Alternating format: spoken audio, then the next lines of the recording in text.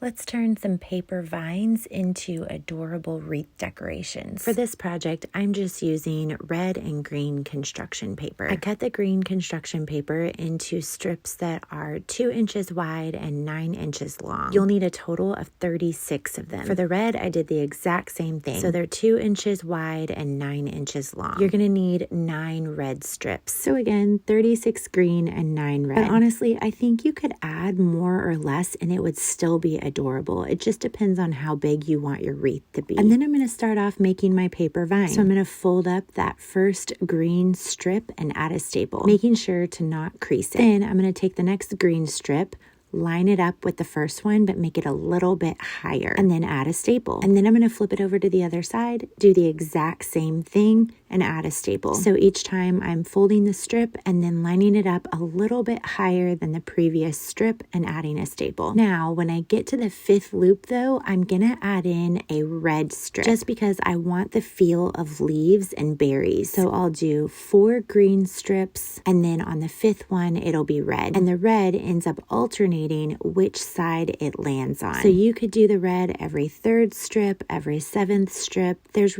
really no right or wrong way to do it. Have some fun here making this project your own. So again, 4 green strips and then 1 red strip. And you're going to do this till you use up all 36 green ones and all 9 red ones, which is going to give you a pretty long paper vine. I made some of these paper vines out of old book pages the other day, and I had them kind of sitting on my table because I haven't decided exactly where I want to hang them up yet. And this morning my son said, "Hey mom, that looks just like a wreath. Imagine how cool it would be if it was in red and green." So I said, let's try it out and see what happens. And he was exactly right. Turning these vines into wreaths is the perfect, easy, affordable holiday decor. So once you have your vine totally put together, you're going to tuck the end into where the beginning was and then add a staple. You won't even be able to tell where it begins and ends. And while it was super cute, I felt like it needed an additional touch. No wreath is complete without a bow. And because we're going the classic red and green route, I thought a red bow would really fit the occasion perfectly. So I took another sheet of construction paper and I made a paper bow out of it. If you want the full step-by-step of how to make the bow, I have a separate video on my page for that one. I promise they're not as intimidating as they look, and they're such a great finishing touch to add to projects. So I added a little bit of hot glue and I secured the bow in place. Now I just can't decide if the bow looks better on top or bottom.